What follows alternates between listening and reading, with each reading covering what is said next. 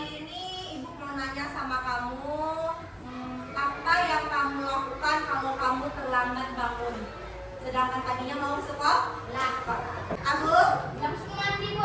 langsung mandi. Sarana Buru-buru mau mandi juga. langsung mandi juga. Fikri Bengong dulu. bengong dulu. Oke. Bisa. Kaget dulu. Apa nak? Kaget telat. Kaget atau telat? Oke. Alhamdulillah kelas kita semuanya hadir semua. Hadir semua. Oke. Karena ini hari Senin, berarti kita baca ayat pendek sama menyanyikan lagu wajib. Siapa lagi jam kita? Tadi nggak? 17 Agustus tahun 45. Masih Amira. Pelajaran Ibu mau nanya sama kalian. Kamu pernah nggak tersesat waktu ke suatu tujuan? Tersesat mau cari bambu umpamanya atau mau ke rumah siapa gitu, tersesat pernah nggak? Pernah? Apa yang kamu lakukan kalau tersesat? Balik arah. Apa lagi? Berpikir. Apa lagi? Nengok HP di dompet ya. Ketika kamu tersesat, kamu mencari solusi untuk tersesat tersebut. Oke, sekarang pertanyaannya, menurut kamu bisa nggak sih manusia itu berpikir, tapi berpikirnya itu seperti komputer? Bisa. Tidak. Bisa nggak kira-kira manusia itu berpikirnya seperti komputer? Tidak? Oke. Lihat video berikut. Lihat ya. Siapa itu namanya? Oke.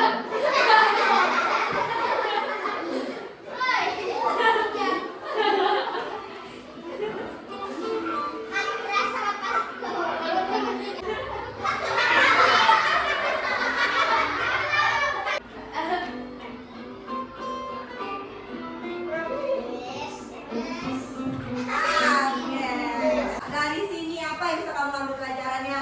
Selalu mengalah. Selalu mengalah. Apa lagi? Apa? Selalu membantu. Apa lagi? Selalu bersama. Kerjasama. Dari video tadi nak, kamu lihat ada di situ sebuah masalah. Apa masalahnya? Tidak mau mengalah. Tidak mau mengalah. Apa lagi? Mereka mau menyeberangi jembatan, tetapi karena tidak apa? Tidak menghormati. Karena jembatannya kecil, ada cukup untuk satu orang, jadi masalah. Masalahnya apa? Mereka nggak bisa menyeberang.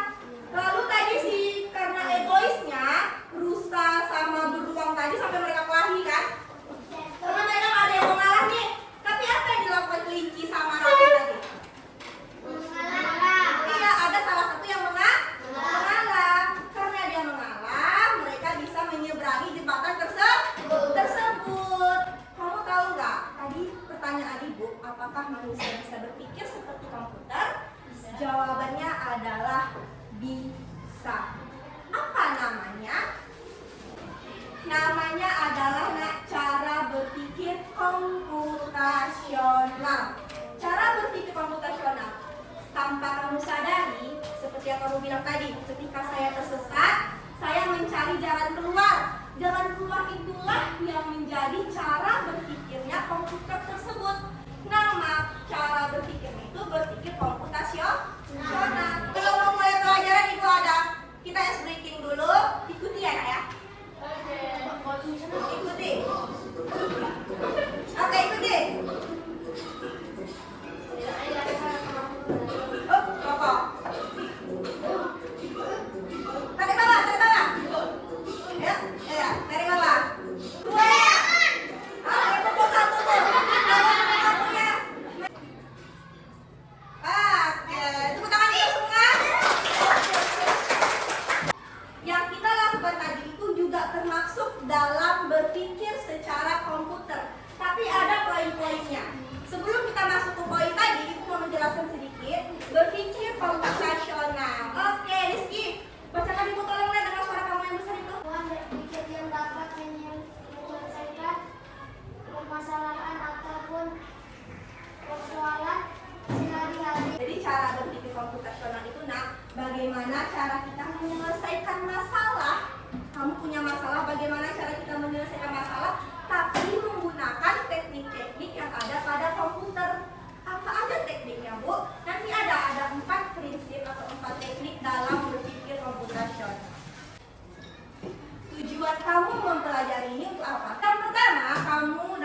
menyusun urutan langkah untuk memecahkan sebuah masalah. Saya tadi nak, masalahnya apa? Waktu kamu tersesat, apa yang kamu lakukan? Apakah kamu langsung pulang tanpa mencoba? Kamu selalu mengurutkannya. Pertama, saya akan bertanya kepada orang. Kalau tidak dapat juga, saya akan bertanya coba melalui Google Map. Yang ketiga, kamu mampu berpikir sistematis. Sistematis itu berpikirnya secara berurutan, tidak bolak-balik. Dan kritis, kamu tidak memandang dunia itu hanya sebatas besok pagi atau seminggu depan, tapi kamu memandang dunia jauh ke depan, setahun kemudian. Contohnya, umpamanya kayak kalau kamu berpikir sehari ke depan, cuma gini, besok saya jajan apa ya? Tapi kalau kamu berpikirnya panjang, kamu akan berpikir seperti ini. Besok setelah SD saya akan masuk apa? Masuk MTS atau masuk SMP ya? MTS, ada yang masuk MTS. Apa ya syarat-syarat MTS yang harus saya selesaikan di SD ini? Nah, jadi ada tahap-tahapannya. Oke. Ini Nena yang Ibu bilang tadi. Cara kita berpikir secara komputer itu ada 4. Yang pertama apa? Dekomposisi. Yang kedua?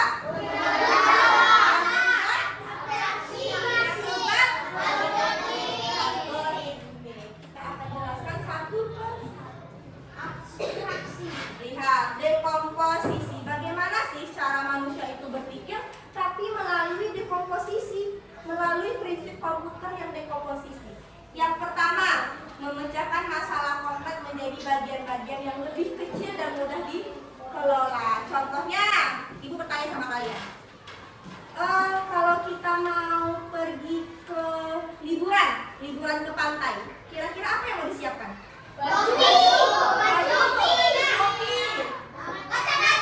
Kacamata bela panas, apa lagi? Payung.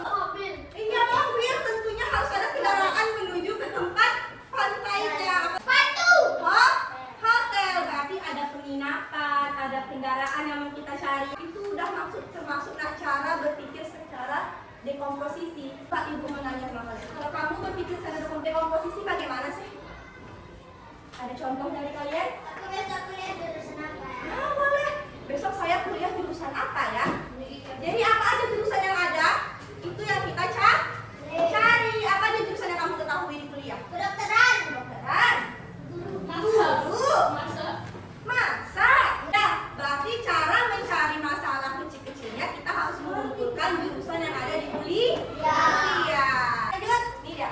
Pengenalan pola. Tadi yang pertama apa berpikirnya secara Dekomposisi. yang kedua Pengenalan pola. pengenalan pola. Bagaimana pengenalan pola itu, Ibu? Tidak menemukan kesamaan atau pola yang bisa digunakan kembali. Kamu ingat nggak kita pernah belajar seni rupa tentang pola? Apa aja pola kemarin? Pola warna. Berarti kalau ini permainan yang merumuskan kamu untuk melatih berpikir secara pola. Kira-kira di sini ada bintang. Apa lagi? Kira-kira apa di sini? Coba yang bilang bintang angkat tangan. Oke, kita coba bintang. Berarti jawabannya Segitiga. segitiga lagi. Segitiga. Oke, stop. Apa lagi?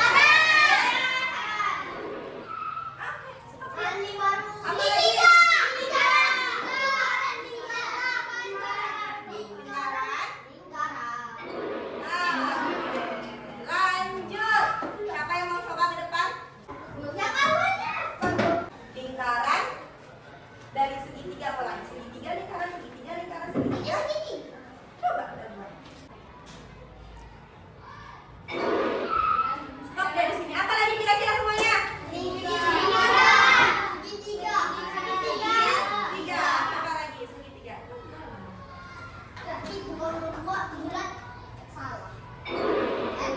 Oke. Oke. Sama kita semua. Ya, kira-kira kalau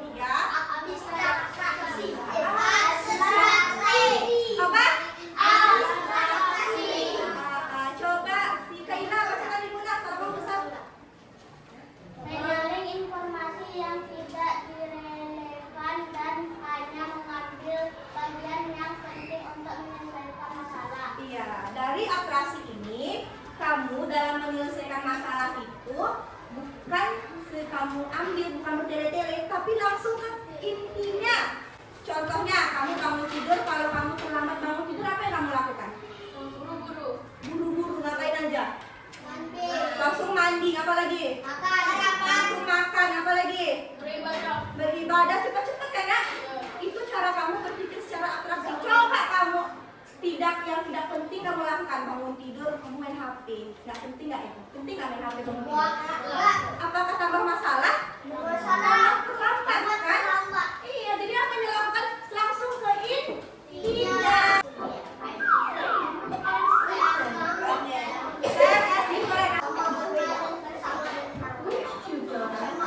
Kira-kira mana yang sama?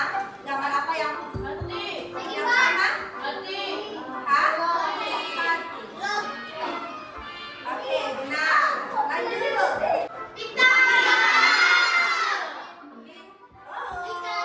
Different. Berarti berbeda. Oke, lanjut. Siapa yang mau bantu ke depan? Izan. Izan. Oke, lanjut. Siapa lagi yang mau bantu? Oke, yuk. Sam, berarti yang sama Sam. Warna, color. Udah baca bahasa Inggris tak? Oke, good job. Tepuk tangan untuk semua. Iya, kamu tahu nggak? Manfaat dari game-game ini itu adalah cara kamu berpikir secara komputer. Dari kamu memainkannya, kamu bisa melatih otak kamu untuk berpikir secara komputasional. Atraksi tadi, nak lihat. Kita disuruh memilih warna yang sama. Apakah kamu memilih warna yang berbeda? Tidak kan? Kamu mengabaikannya. Algoritmik ini adalah menyusun langkah-langkah secara sistematis. Berarti langkah-langkahnya tersusun. Contohnya, kalau kamu membuat teh, apa pertama yang kamu lakukan?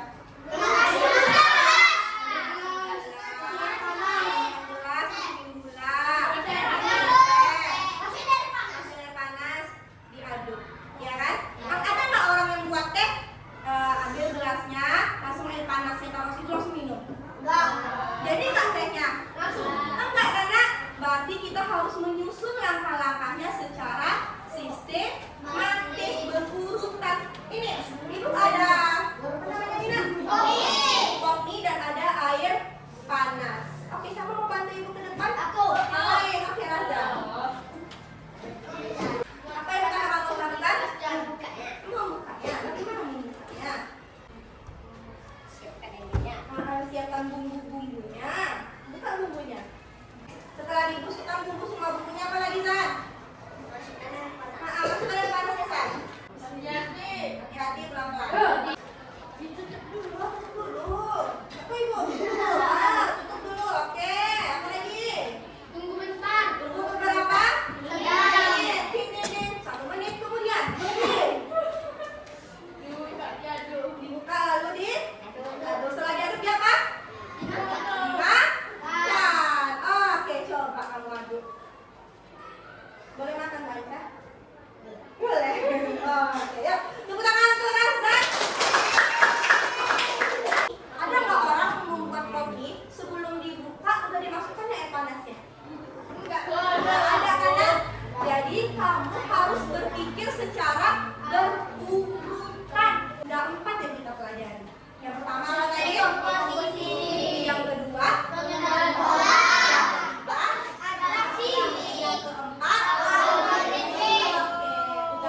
sampai sini ada pertanyaan? Oke, itu adalah langkah atau instruksi prosedur yang sistematis. Sistematis ini berurutan.